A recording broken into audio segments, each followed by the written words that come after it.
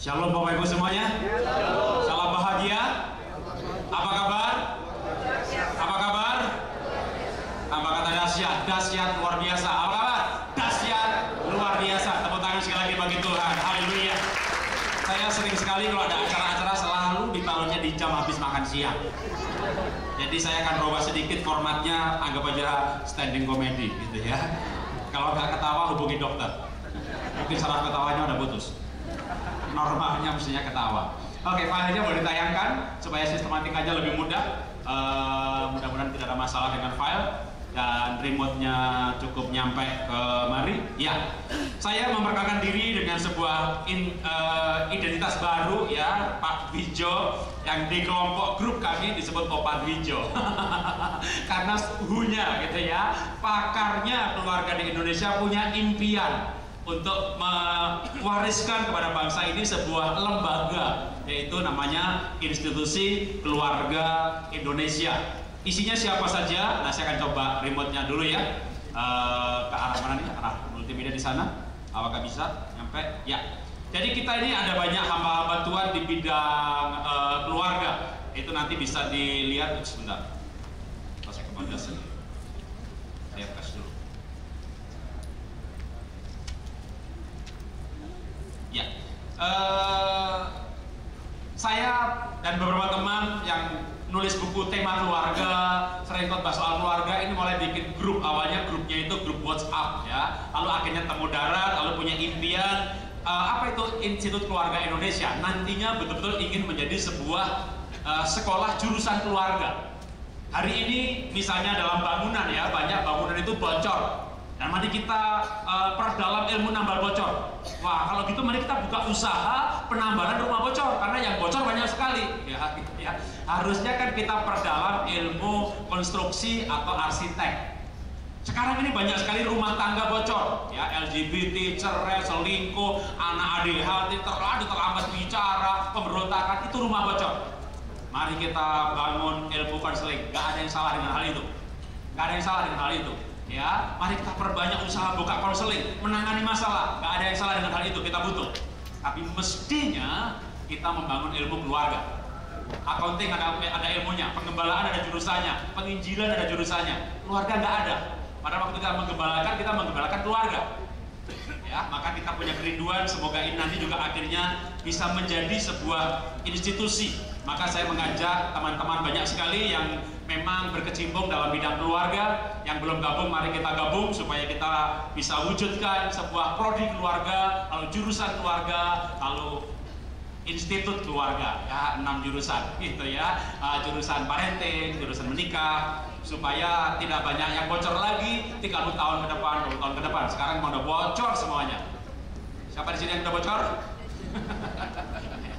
Ya, kita adalah orang-orang yang nambal bocor. Nah, kita bicara parenting, maka kita harus sadar bahwa kita ini hidup mendidik anak pada zaman yang berubah, dan berubahnya itu cepat sekali. Kalau dulu juga ada perubahan, tapi tidak secepat hari-hari ini. Perubahan hari-hari ini membuat segala sesuatunya berubah. Apa misalnya yang berubah? Kalau saya bikin listnya yang berhubungan sama parentingnya, paling tidak pola komunikasi keluarga berubah. Hari-hari ini banyak keluarga makan siang, makan malam, makan pagi, merayakan Natal. Sunyi senyap. Makan malam, sunyi senyap. Esensi keluarga adalah relasi. Tapi esensinya itu pun bocor juga, rusak juga. Jadi mereka bersama-sama, tapi nggak berbicara. Kami bersama-sama ke mall, nggak bicara juga. Bersama-sama makan, nggak bicara juga. Jadi keadaannya hari-hari ini seperti ini. Lalu anak-anak, pada zaman dulu didik anak gampang. Kenapa? Anak itu kagum orang tuanya. Orang tua bawa anaknya ke ladang, diajari cara bercocok tanam. Oh, ayo Pak, kita segera menabur benih. Jangan tunggu ya anak ya, itu lintang kemukus. Kalau udah terang, baru kita nabur benih gitu. Anaknya kagum, kok tahu itu lintang kemukus? Tahun depan kamu tunggu ya, bulan yang sama akan muncul, terangnya lebih terang lagi. Wah, kita ngeliatin bintang di langit. Lalu orang tua kita bilang, hubungkan tuh, bentuknya segitiga. Kita hebat banget bapak kita. Jadi anak zaman dulu kagum sama orang tua. Sekarang anak, orang tua aku jadul, gak ngerti apa-apa. Beda keadaan mendidik anak. Bapak pernah ke Bandung 5 kali, ajak anak yang umurnya 10 tahun yang belum pernah ke Bandung. Dia yang pimpin kita. Makan apa nak? Makan ini. Kau tahu ini? Naik apa? Naik bus nomor sekian. Kau tahu ini? Saya ke Hong Kong, anak saya belum pernah ke Hong Kong, dia pimpin saya. Jadi anak ini ngerti saham, ngerti tempat makan, ngerti hotel, ngerti kurs, ngerti semuanya. Jadi zaman sekarang anak hormat orang tua itu perjuangan yang berat bagi mereka. Mereka kadang lebih pintar, lebih pandai. Mereka berkata, ayahku kaya, aku cuma belum aja, tapi aku udah lebih pandai. Jadi gak gampang loh, didik anak zaman sekarang gak gampang. Apalagi sudah bodoh miskin pula. Makin susah gitu. Ya, maka mari kita bicara apa yang kita butuhkan. Dunia berubah, anak lebih tahu. Anak-anak punya perilaku berubah. Saya ini umurnya 53 tahun. Kalau Bapak Ibu gak percaya ya, mungkin percayanya saya 40 tahun kali ya. Saya ini 53 tahun. Waktu saya kecil Bapak Ibu, saya takut setan, takut genderuwo, takut tuyul. Anak-anak sekarang tidak ada yang takut setan. Coba hijau ada penelitiannya, namanya banana paper, bukan Panama, bukan ya. Banana paper. Anak-anak nggak takut setan. Mereka takut nggak ada sinyal. Mereka takut robek. Itu yang ditakutkan anak zaman sekarang. Selebihnya tanya dokter hijau, apalagi itu penelitiannya banyak banget itu ya. Yang namanya banana paper itu ya. Perilakunya berubah, yang ditakuti berubah. Bapak saya bilang sama saya, nah kamu kalau pergi ke gereja apa? Mekarwangi, oke kamu nanya. Itu nasihat gak berlaku untuk anak zaman sekarang. Zaman sekarang masih nanya alamat, jadul. Anak dinasihati tanya, gak perlu pak, ada Waze, apa itu Waze, itu lupa, GPS, apa itu GPS, itu aplikasi, apa itu aplikasi. Capek nerangin semua orang tua gak ngerti-ngerti. Orang tua gak ngerti apa-apa, HP-nya canggih, harganya mahal, cuma buat SMS sama WhatsApp. Gak bisa pakai fitur yang lain, gak bisa. Gaya boleh ikutin, otak beda.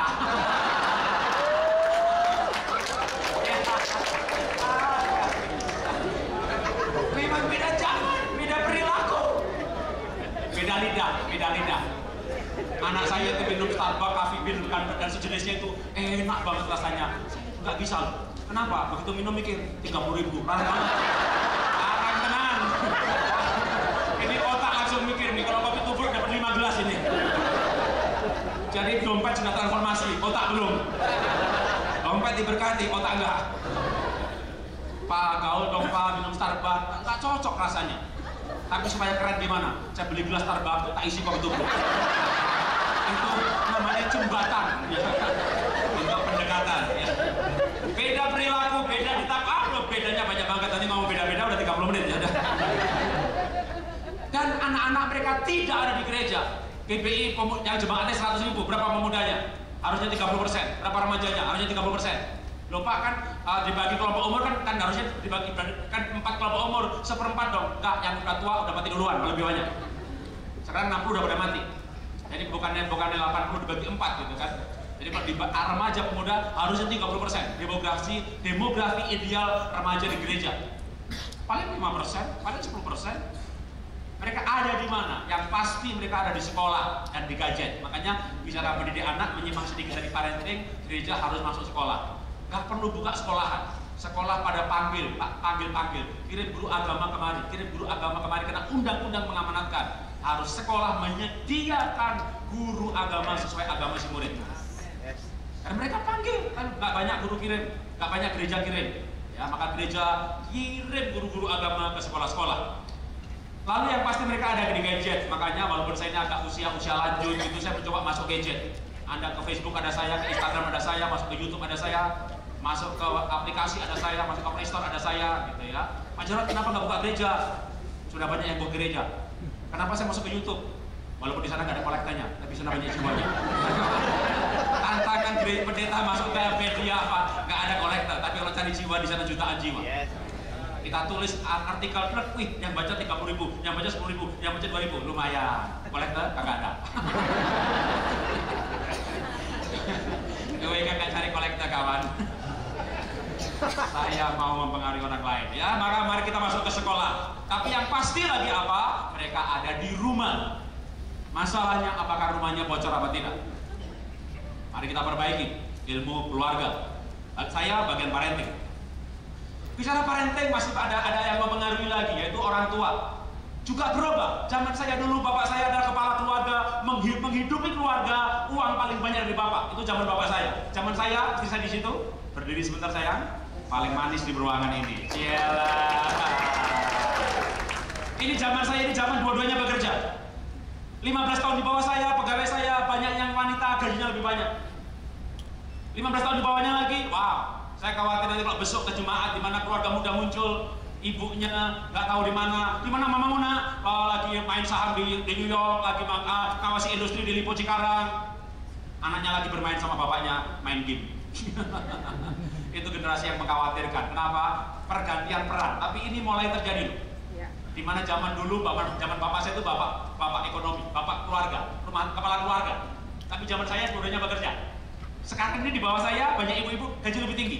Zaman bapak saya, bapak marah sama anak, kita nangis, lari ke ibu peluk anaknya, nak, bapak butuh galak, tapi hatinya baik, kamu nurut ya karo bapak. Sekarang ibu-ibu marah, anak lari ke bapaknya. Nah, mamamu emang jahat. Sabar ya nak, dia yang kasih kita makan.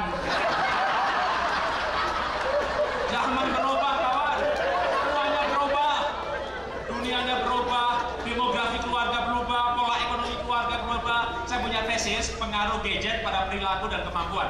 Tapi kalau disertasi saya, pengaruh pola ekonomi keluarga terhadap kebahagiaan keluarga dengan variabel interveningnya perilaku. Wah, makin menarik saja mempelajari keluarga hari-hari ini. Dan kita rindu ada Institut Keluarga Indonesia. Karena zaman ini zaman di mana ibu menghasilkan uang banyak, wanita dominan banyak. Bahkan dalam data yang saya kumpulkan untuk yang disertasi saya mengenai pernikahan bahagia, maka dari 100 perceraian itu 70% tergantung wilayahnya. Kalau di Probolinggo lebih banyak sampai 80% yang menceraikan wanita. Zaman bapak saya 60%, 70% yang menceraikan bapak-bapak. Banyak wanita sekarang pinter, rohani, punya duit, ya kan? Kalau bapaknya ngancem, kalau kamu macam-macam tak ceraiin loh, baru ngancem. Hei, istri udah cerai lawyer. Lebih berani, lebih berani. Ayo, langsung bikin appointment sama lawyer, langsung daftar ke pengadilan, gitu ya. Jadi zaman berubah. Di situasi seperti ini maka parenting, wow. Ini nanti kalau perlu saya email saja ke panitia atau bisa kasih email ke saya email balik gitu ya, mengenai pengaruh gadget pada perilaku. Besok ada sesi, tak lihat di dalam acara, daftar acara ada Ibu Eli Risman, pasti lebih detail, saya akan perdalam soal pengaruh gadget pada perilaku dan pengaruh gadget pada kemampuan. Ya, perilaku ada 7 dimensi, kemampuannya ada 4 dimensi, itu penelitian saya. Tapi yang pasti adalah ini juga nanti pasti Ibu Eli Risman akan kuat sekali menyampaikan hal ini. Itu expertnya beliau. Masuk ke YouTube ketika kerusakan otak, ada banyak presentasi mengenai rusaknya otak karena gadget. Mungkin sedikit aja saya tambahkan hal ini. Apa yang rusak otak dari pengaruh pornografi? Kalau narkoba 3 sektor, kalau pornografi 5 sektor rusaknya otak. Otak bagian mana? Tahu cicak dan buaya? Bukan KPK Polri, bukan. Cicak beneran, buaya beneran. Itu buaya besar, otaknya kecil, kalah sama otaknya unggas, ayam. Mamalia otaknya lebih besar lagi, monyet lebih besar lagi. Nah, manusia otaknya paling besar. Bukan cuma volume otak, tapi otak manusia ada bagian empati, simpati, relasi, moral. Makanya manusia ada pacaran, ada menikah. Kenapa ayam, kambing nggak ada menikah? Karena otak bagian itu nggak ada yang mengaturnya. Jadi kalau nggak menikah pun nggak merasa berdosa. Ayam itu saudara, lihat betina kejar, wah, ada lagi, itu ayam saudara. Kalau manusia melihat pornografi 1 jam sehari, di bawah 3 tahun masih bisa ada kesembuhan otak. Di atas 3 tahun kerusakan permanen. Apa permanennya? Otak bagian mengatur etika moral. Maka kalau kita sekarang di zaman ini anak-anak kita melihat pornografi semuanya, 32 tahun lagi kita akan ada generasi badannya manusia, otaknya binatang. Melihat lawan jenis adalah objek seksual. Kalau anak-anak kita kudus, maka anak-anak kita otaknya akan hebat. Mereka akan mewarisi negeri. Mereka akan punya kepandaian 10 kali lipat, seperti Sadra, Mesa, Abednego. Saya sebenarnya pengen bawa anak saya, tapi rutenya agak panjang. Jadi anak saya paling kecil dari Melbourne kemarin terbang ke Singapura, lalu ke Surabaya. Sekarang ini beberapa menit yang lalu baru mendarat di Bandung ini. Nomor 1 dari Singapura, terbang Surabaya dulu nengokin opahnya. Semuanya mendarat tiga-tiganya di kota ini, tapi nggak bisa gabung kemari. Anak saya IQ di bawah 120, di bawah rata-rata untuk ikut akselerasi di Indonesia. Dan saya nggak bisa marah sama mereka, sama anak saya. Kenapa IQ 120? Genetik dong.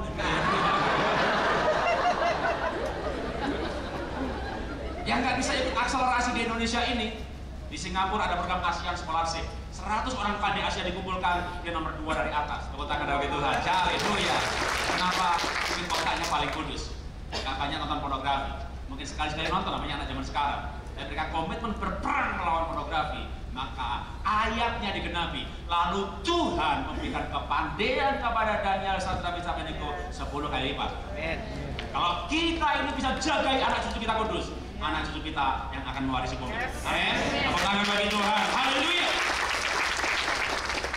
Nah, sekarang kita mulai bicara soal parenting. Ini soal parenting digital kita lewatin saja, tapi gimana yang penting. Nah, ada 3 buku yang saya sarankan. Yang pertama tentu buku saya sendiri, namanya Menciptakan Anak Juara Kehidupan.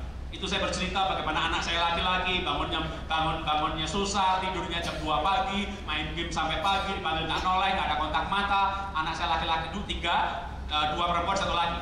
Yang nomor 2 ini hampir nggak naik kelas waktu kelas 1 SD. Ulangan 4,5, 3,0. Saya marah sama anak saya laki-laki. Bena, kamu anak bapak laki-laki satu-satunya. Nilai 4,0. Kalau besar menjadi apa? Dengan senyum dia menjawab, menjadi pendeta, Pak. Dia rajin sekolah minggu. Ayat hafalan diapalin. PR nggak dikerjain. Dia menjadi pendeta. Dia tidak melihat ada korelasi antara pendeta, musik setan dengan ajabar. Nggak perlu dipelajari. Itu anak, main gamenya itu loh.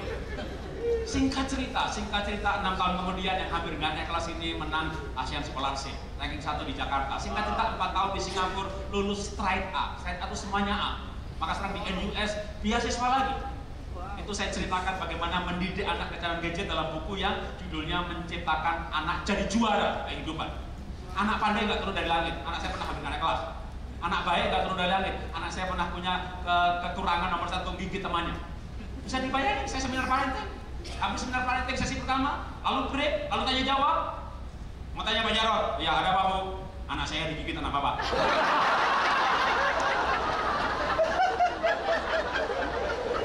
Pertanyaan tidak bagus. Itu saya ceritakan di buku namanya Menciptakan Anak Juara Kehidupan. Ya, kalau sekarang anak saya baik, ya pernah juga enggak baik, pernah juga hampir nggak naik kelas.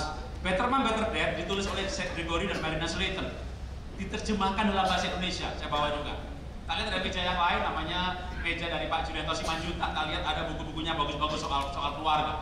Ya, salah satu dokter pakar di keluarga Indonesia, menurut saya Pak Julianto Simanjuntak, rekomendasi juga untuk buku-buku keluarga.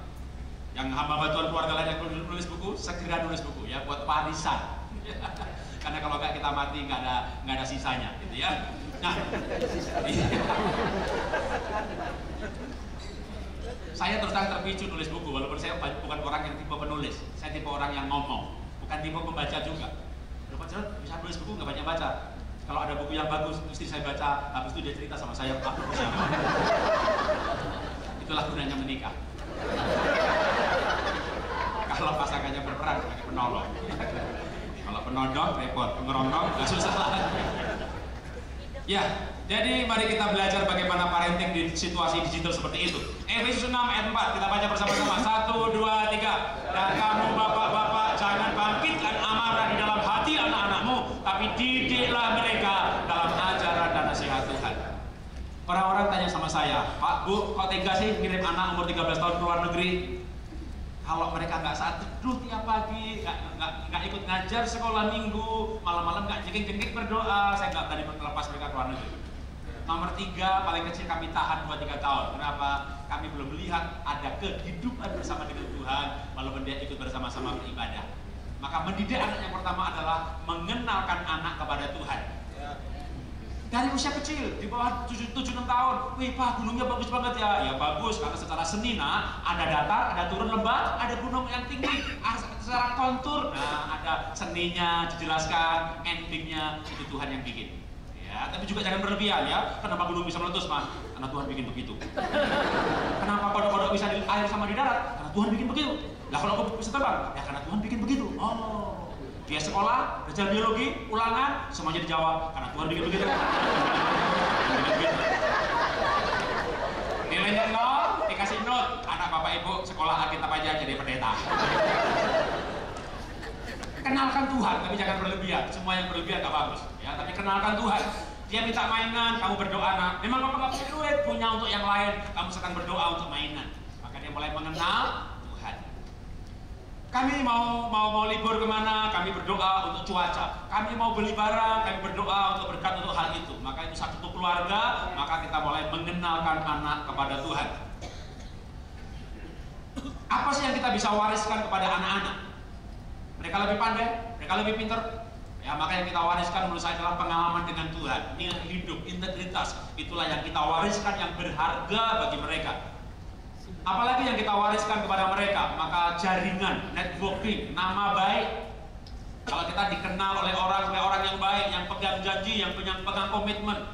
Ya, bapaknya dikenal, anaknya dikenal. Oh, kamu tuh siapa sih? Anak. Oh, itu iya. Gak bayar utang itu.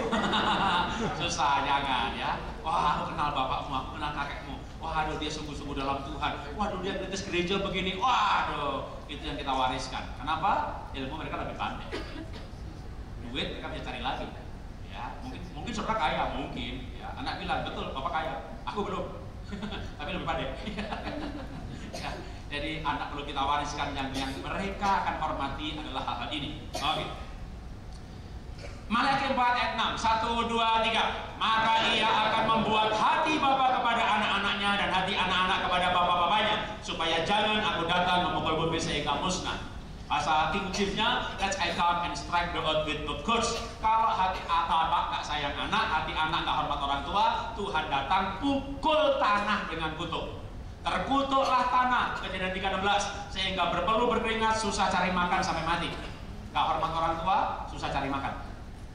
Renungkan coba, Maleakhi itu Tionghoa banget, Tionghoa itu Maleakhi banget.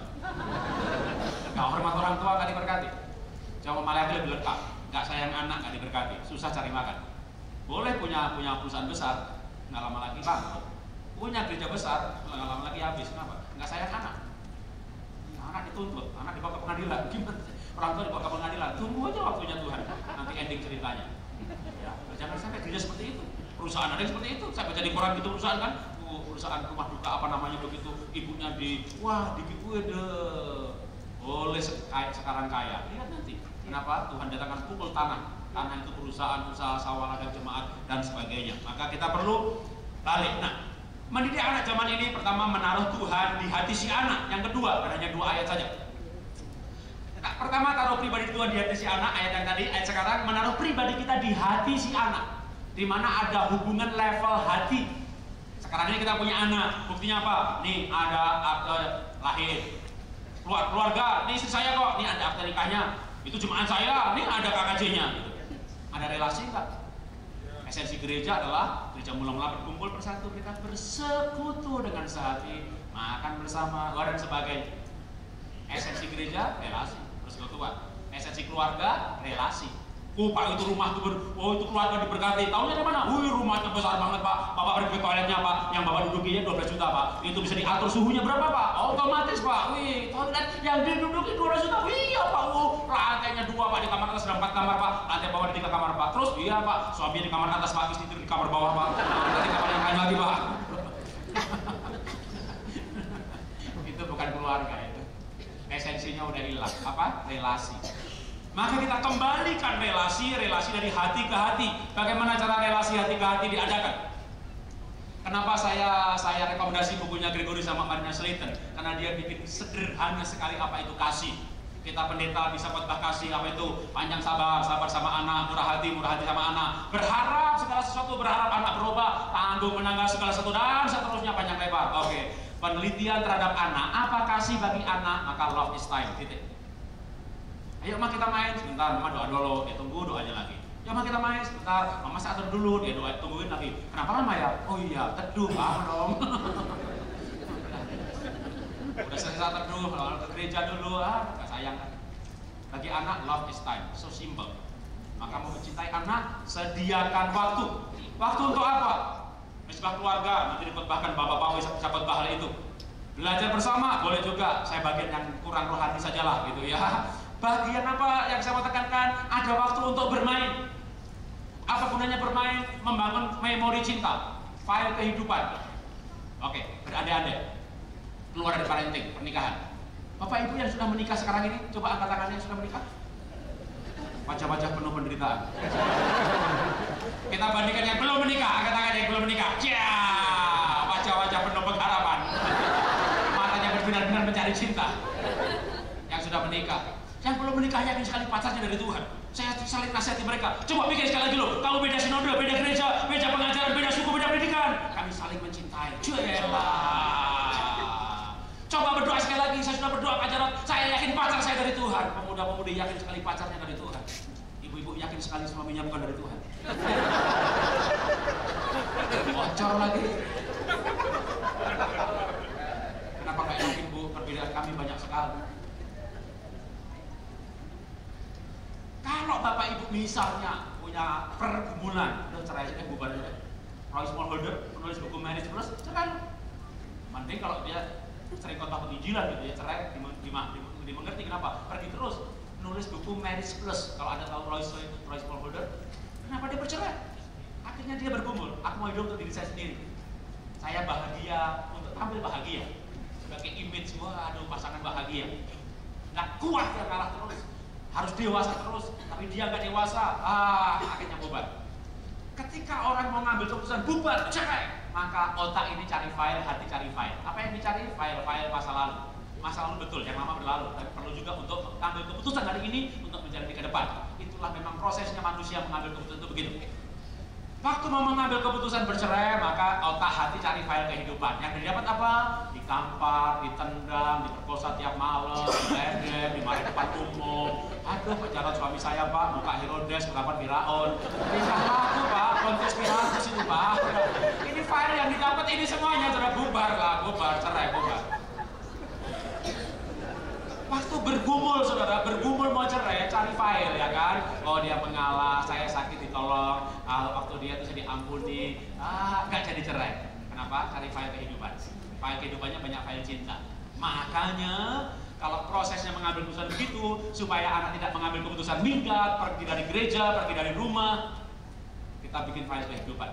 Kalau anak jasmani, minggat dari rumah. Anak rohani, pergi dari gereja. Kenapa? Nggak ada filenya. Ya cuma dibaptis saja, surat baptis sama kakaknya. Ada relasi, bapak rohani, anak rohani. Oke, kita bicara gereja, nanti banyak yang marah. Keluarga, tema bapak keluarga, oke keluarga. Bermain ya, bermain sama anak supaya ada file cinta. Itu cara menaruh pribadi kita di ruang jiwa si anak. Kalau perlu bermain itu sampai fisik. Ya, kalau usia di bawah 6 tahun main kuda-kudaan. Itu spesial bapak anak. Anak saya umur 18 tahun, 19 tahun, udah pergi ke Singapura umur 13 tahun.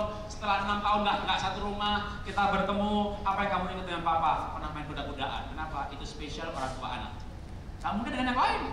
Nggak percaya? Coba nanti pulang cari anaknya, bilang, nah itu bapak gembala. Terus ngapain? Kamu suruh jongkok, kamu naikin.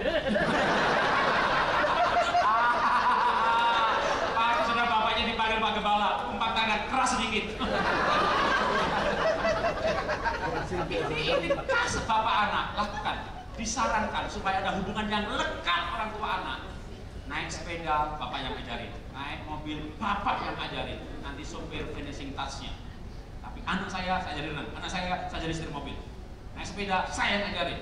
Itu akan anak ingat hal-hal pertama dalam hidupnya bapaknya atau ibunya yang ajarin. Ya, itu untuk bangun file kehidupan. Terutama yang fisikal. Ketika anak mulai besar tentu lain ya. Menjawab pertanyaan hati saya lewatin.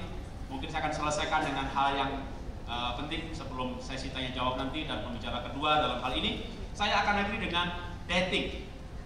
Hati bapak kembali kepada anak, maka harus ada pemulihan hati. Bagaimana pemulihan hati? Hubungan hati. Bagaimana bangun hubungan hati? Persis waktu bapak ibu pacaran dulu. Berbahagialah yang tidak dijodohkan, mengerti arti dating. Pacaran, dating itu kencan. Nah, mau ada hubungan dengan anak, berkencanlah dengan anak. Apa itu kencan? Dating. Apa itu dating? Kencan. Oke, biar gampang kita kasih contoh aja. Anak saya nomor 2 dengan saya dekat sekali waktu usia emas golden age 7 tahun pertama. Bahkan anak saya waktu dia masih usia di bawah 7-8 tahun itu, kalau pergi ke sekolah minggu, saya pakai baju putih, dia baju putih. Saya pakai celana, sepatu itu yang disemir, dia sepatu itu yang disemir. Dia nggak pakai sepatu sendal kayak teman-temannya atau kaos kayak teman-temannya. Kenapa? Dia pengen kayak saya, pakai baju kayak saya, pengen jadi pendeta kayak saya. Yang sedekat itu pun, ketika remaja jadi anak yang jauh, saya bapak yang jauh. Apalagi anak saya ke luar negeri. Apa tanda-tanda bapak yang jauh? Pergi ke mall, saya gandeng, dia nggak mau. Saya bicara sama teman, teman, anak saya remaja nggak mau digandeng. Oh biasa, memang begitu. Kalau biasa nggak cari solusi. Tapi saya tidak biasa. Apalagi tanda bapak yang jauh. Kalau telepon nggak bisa lama. Hei teman, anak saya begini. Oh iya sama. Ya udah. Biasa. Kalau biasa nggak cari solusi. Istri saya bilang kamu bapak yang jauh. Sama saya ngobrol kok, sama saya telepon kok. Maka akhirnya mulai coba kamu dating dengan anak. Pergi berdua. Anak saya senangnya sejarah. Oke, di Makassar ada benteng Belanda, kita ke sana. Oh, Manokwari ada kota Sinam, kota Injil. Itu ceritanya begini, kita ke sana. Saya pelayanan, saya ke kota-kota yang saya pilih anak saya mau kalau dia libur. Jadi jadwal saya pelayanan, kalau itu libur akan tergantung sama anak saya supaya apa? Supaya bisa berdua. Pergi berdua, mulai sedikit dekat. Tapi masih belum bisa akrab, belum bisa rangkulan di mall, ya. Maka singkat cerita, istri saya berkata, kita jangan libur sekeluarga. Kamu mulai sekarang bukan sekeluarga, tapi kamu berdua. Mulai pergi berdua, kemana, banyak gambarnya, bisa dilihat sendiri. Singkatnya aja, yang paling terakhir ceritanya, saya ajak dia ke Australia, 2 kota, Brisbane dan Sydney. Singkat cerita sampai kota yang Sydney. Anak saya bilang begini, Pak, 4 hari ke depan bisa nggak kita free time? Hah? Dari kemarin kita seminggu free time.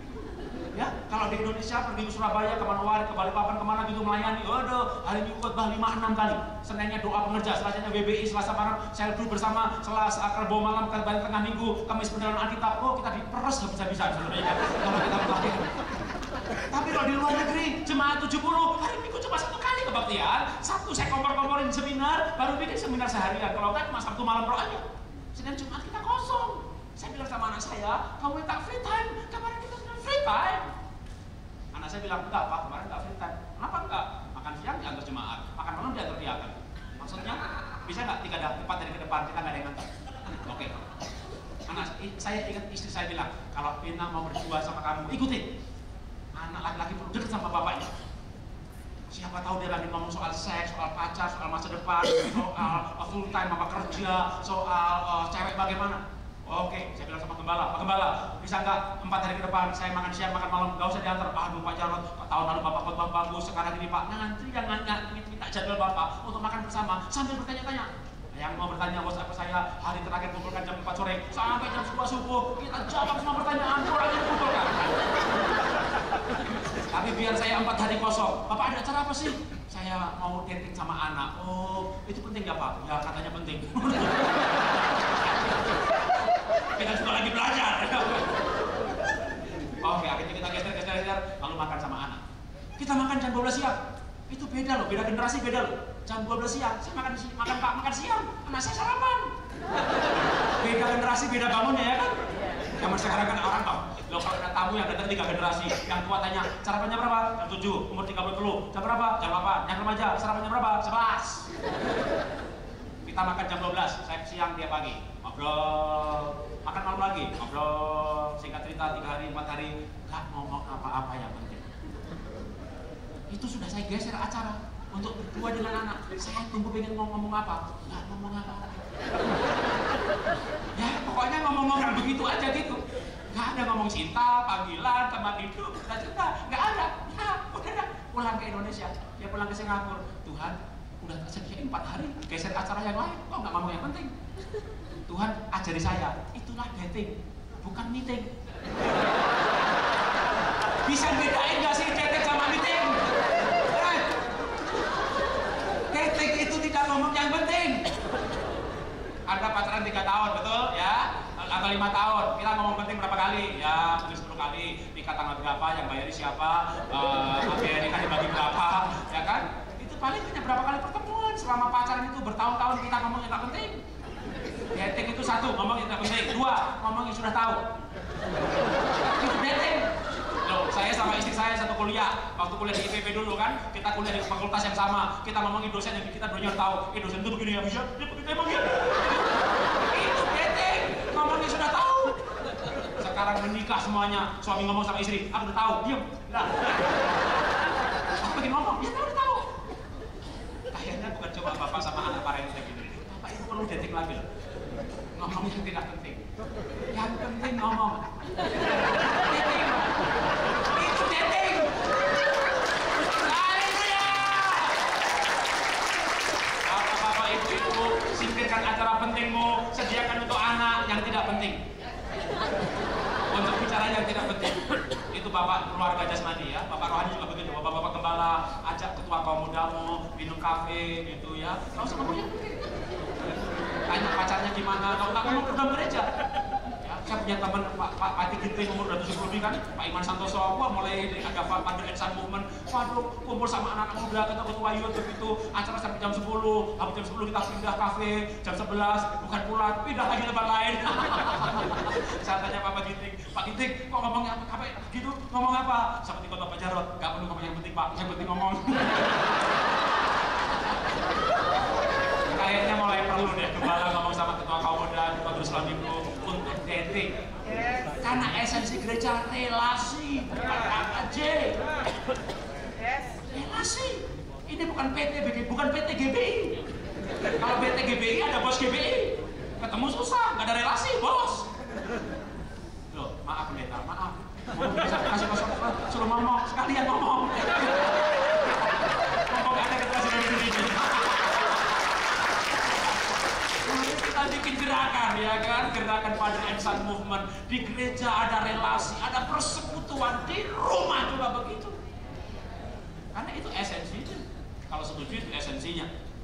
Sampai di mana? Sampai habis waktunya. Kayaknya udah habis ya waktunya. Timer di sini gitu ya. Oke, jadi saya akhiri saja singkat cerita. Habis itu ngomong nggak penting pulang ke Jakarta. Lalu ada nggak ini foto-fotonya bagaimana bapak-bapak gembala angkatan umur 50-60 ketemu dengan ketua kaum muda, mungkin ada sesi nanti di kelas mereka akan bercerita soal Father and Son Movement. Tapi saya akhiri cerita saya stop aja filenya, kalau diteruskan masih ada 2-3 slide nanti untuk menjawab pertanyaan. Saya sambung tadi ceritanya, anak saya pulang dari Australia, nggak ngomong yang penting, balik ke Jakarta, dia ke Singapura. 6 bulan kemudian saya punya Instagram bikin suka pagi-pagi. Saya punya WhatsApp dijawab pagi-pagi. Wow, mujizat terjadi, dia bisa bangun pagi. Karena selama ini dia nggak bisa bangun pagi, maka setelah kuliah di Singapura itu bisa ngambil kuliah ini, modul ini ada pilihan jam 10 pagi, jam 2, jam sore, dia selalu ambil jam siang sore. Dia susah bangun pagi. Kebiasaan dari kecil main game sampai subuh. Maka akhirnya dia bangunnya cukup siang. Tapi 6 bulan kemudian dia bangun pagi. Wow. Apa karena Father and Son relationship yang dipulihkan? Sementara kita bertanya-tanya di WhatsApp grup keluarga, ada posting dia nyanyi lagu cinta dengan seorang cewek. Pemahaman mengalir, itu dia sebabnya. Itu dia sebabnya ada cinta. Orang ada cinta hidupnya berubah. Bapak Ibu punya anak remaja SMA nggak mandi, nggak usah pusing. Kenapa? Kan mereka nggak punya pacar. Begitu mereka punya pacar ada cinta, sehari mandi 3 kali, seminggu berapa 4 kali, emasnya 2 kali. Untuk cinta nggak mandi lagi. Anak saya bangun pagi, ternyata ada lagu cinta. Kita mulai kurius, kita tanya kakaknya, itu dia siapa namanya, siapa orang tuanya. Wah, dapat nama orang tuanya. Kalau saya masuk ke Google, nggak ketemu, nggak ada. Saya masuk Facebook, nggak ada. Instagram, nggak ada. Wih, calon mertua misterius. Waduh, kita mulai googling saudara ya kan. Wah, akhirnya tanya kakaknya aja dah. Yang penting kan anaknya nikah bukan sama orang tuanya. Anaknya gimana? Oh, orangnya baik begini-begini. Singkat cerita kita orang tua setuju. Ketika setuju, saya mulai hubungan pribadi dengan anak saya, Jabri, email Jabri, panjang lebar. Waduh, nggak bales. Tapi kakaknya bilang, Bena terima email papa, dia nangis belum merasa disentuh. Kayak tajam banget, dalam banget. Berarti merasa dekat. Wah, berarti dekat. Oke, Pak, saya berani lebih saran lebih realistis, lebih maju lagi. Saya bilang kata saya, tembak Ben, tembak. Anak saya bukan sambungin kayak saya sundul Pak, ada waktunya, nunggu dia ulang tahun, nunggu dia Valentine. Singkat cerita 4 bulan kemudian waktu Valentine ulang tahun, itu cewek ditembak orang lain.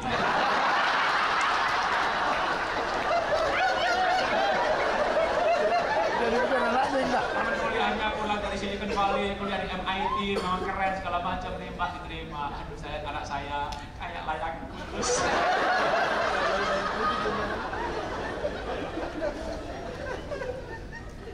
Malam itu dia telepon saya 1 jam. Besok lagi telepon setengah jam. Itu hampir 2 minggu tiap malam dia telepon saya 30, 40, sampai 60 menit. Tiap malam dia telepon. Dari situ saya dapat penghayuan. Kalau saya dulu tidak sediakan untuk berbicara yang tidak penting, yang berarti dia tidak penting bagi saya, maka saat yang penting pun dia nggak ngomong sama saya. Sediakan waktu untuk anak walaupun ngomong yang tidak penting. Karena kita hubungannya hubungan relasi. Tepuk tangan bagi Tuhan. Haleluya. Dan juga sekali lagi dah ya, di luar tema lagi, Bapak Gembala ngomonglah yang tidak penting dengan ketua kaum muda. Ini saya bawa pesan sponsor dari anak-anak muda. Karena anak-anak muda kepahitan, ya kan ketua-ketua kaum muda kawan kepahitan. Ya yang lama sudah berlalu dan jangan lagi kisah lagi anak-anak muda disingkirkan oleh gembalanya, gitu ya. Tapi ada hubungan relasi. Maka saya percaya bukan hanya keluarga, gereja juga diberkati. Karena ada Bapak rohani kembali kepada anak-anak rohani. Amin. Tepuk tangan bagi Tuhan.